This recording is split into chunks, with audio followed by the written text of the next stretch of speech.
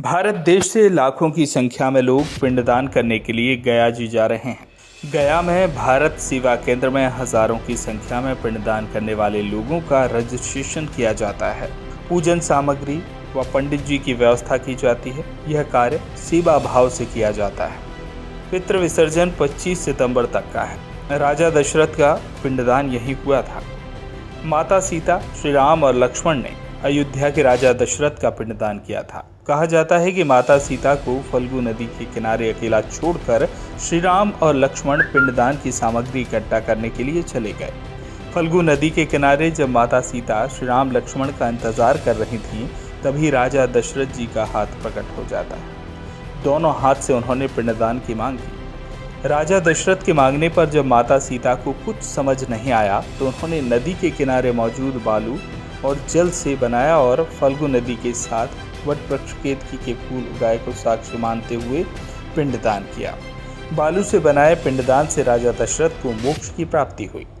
फल्गु नदी के जल में भगवान विष्णु का वास होता है। मान्यता है कि फल्गु नदी के जल और बालू से बने पिंडदान करने से पितृ प्रसन्न होते हैं और उन्हें मोक्ष की प्राप्ति होती है। गया का अक्षयवट भी एक ऐसी वेदी है जहां पिंडदान किए बिना श्राद्ध पूरा नहीं होता।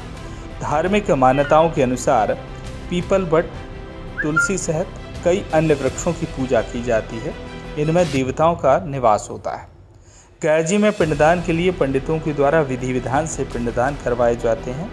बिहार के गया को विश्व में सर्वश्रेष्ठ स्थल माना गया है। आत्मा, प्रेतात्मा, तत्व, परमात्मा विश्वास रखने वाले लोग आश्चर्य कृष्ण पक्षी प्रतिपदा तिथि से पूर्व पितृपक्ष की समाप्ति तक गया में आकर प्रदान करते हैं। पक्ष के अंतिम दिन दिया गया कि मांडपुर स्थित अक्षयवट स्थित पिंड वेदी पर श्राद्ध कर्म कर पंडित द्वारा दिए गए सुफल के बाद ही श्राद्ध कर्म को पूर्ण या सफल माना जाता है। ये परंपरा त्रेता युग से चली आ रही है। पंडित जी कमलेश भार्गव जी, आप बताएं कि गया जी में पिंडदान करने के लिए माता सीता, रामचंद्र जी, लक्ष्मण जी गए थे। तो लक्ष्मण जी, रामचंद्र जी सामग्री पूजन की लेने के लिए चले गए। माता सीता के सामने दशरथ जी आकर खड़े हो गए और उन्होंने पिंडदान करने के लिए आग्रह किया। यह पूरी कथा का क्या महत्व है गया की फल्गु नदी जी का? क्या है कि हमारा जो सनातन है, सनातन में कई कथाएं जुड़ी हुई हैं पितृ श्राद्ध से जुड़ी। आज के वर्तमान परिवेश में हम देखें तो गया श्राद्ध सर्वप्रथम इलाहाबाद मतलब संगम पे हम जो जाते हैं प्रयागराज में, वहाँ का महत्व है। फिर उसके बाद में गया श्राद्ध का है और फिर उसके बाद ब्रह्मकपाली का है। 3 जगह पिंडदान का महत्व है। दशरथ जी के समय जब राजा रामचंद्र जी महाराज अपने पितृ का पिंडदान करने गए, तो उस एक निर्धारित समय था। उस समय में दशरथ जी का हाथ जो है प्रकट हो जाता है और वहाँ पर दशरथ जी पिंड मांगते। वहाँ पर कुछ सामग्री रहती है, उसको लेने भगवान राम चले जाते हैं। तो ये 5 चीज़ें जो वहाँ पर हैं, गाय थी और अपना ये फल्गु नदी थी, ब्राह्मण थे, इनको साक्षी बनाकर मातेश्वरी ने कहा कि, और दशरथ जी ने कहा कि मुझे पिंड दे दो। तो उस समय मातेश्वरी ने रेत के पिंड बना के उनके हाथ में प्रदान कर दिए थे। तो भगवान जब राम आए तो ने कहा कि भाई मैं सामग्री ले आया हूँ। तो पंडित ने उन्होंने कहा ठीक है आप करें। तो मातेश्वरी ने कहा कि मैं तो कर चुकी हूँ, पिताजी का हाथ आया था, मैं कर चुकी हूँ। तो भगवान राम को भी संशय होगा बिना पुत्र के पिता का कैसे पिंडदान हो सकता है। तो कहा कि नहीं, पिताजी ने मुझसे कहा कि तुम ही दे दो। तो उस समय पर कहा कि प्रूफ क्या है। तो उस समय वहाँ गाय थी, पंडित थे। अब पंडितों ने कुछ लोग बस उन्होंने कहा कुछ सामग्री थी नहीं और रेत का पिंड, तो उनने भी झूठ बोल दिया कि नहीं किया इनने। गाय ने भी झूठ बोल दिया, वहाँ फल्गु नदी उनने भी झूठ बोल दिया।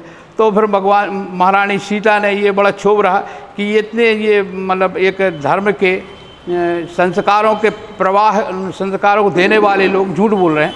तो मातेश्वरी ने उनको श्राप भी दे दिया कि कलयुग में तुम्हारा वैभव खत्म हो जाएगा। गाय को भी श्राप है, आज परिलक्षित हो रहा है कि यहाँ वहाँ गशरा या जो नहीं खाना चाहिए। भारत देश से पितरों का दान करने के लिए गया जी में आते हैं। मान्यता है कि फल्गु नदी में भगवान विष्णु का वास होता है।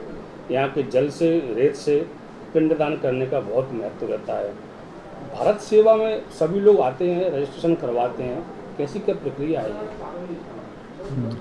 भारत सेवाश्रम संघ की जो प्रतिष्ठाता योगाचार्य स्वामी प्रणवानंद जी महाराज, वो सब जाति इंडिया में जितना आदमी और वर्ल्ड में जितना आदमी आते हैं वो पिंडदान के लिए सब सुव्यवस्था किए, जाति निवास बनाए।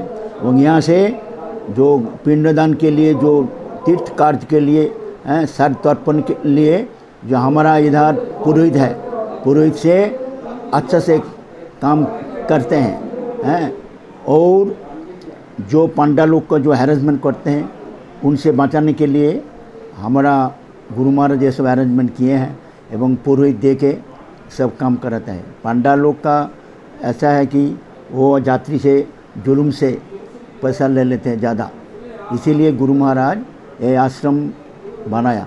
एवं यहाँ से जो पहले ऐसा हुआ था, पंडा लोग सब यात्री को भगा के लेके ज़्यादा पैसा लगे काम करते थे, तो गुरु महाराज ऐसा एक आंदोलन किया था। ऐसा जो सिचुएशन है, सब जाति लोग आना बंद कर दिया। तो पंडा लोग गुरु महाराज जब बोलिए ना, आप जो बोलेंगे हम ऐसा हम लोग करूँगा। तो बोलिए जितना गरीबों है, जिनका सामर्थ्य है नहीं है, वो जितना पैसा जैसे काम करते हैं, सामर्थ्य है, उनको करना पड़ेगा। और जो जितना पैसा वाला आदमी है वो जितना ज़्यादा पैसा खर्चा करते हैं तो उनको कराइए हैं।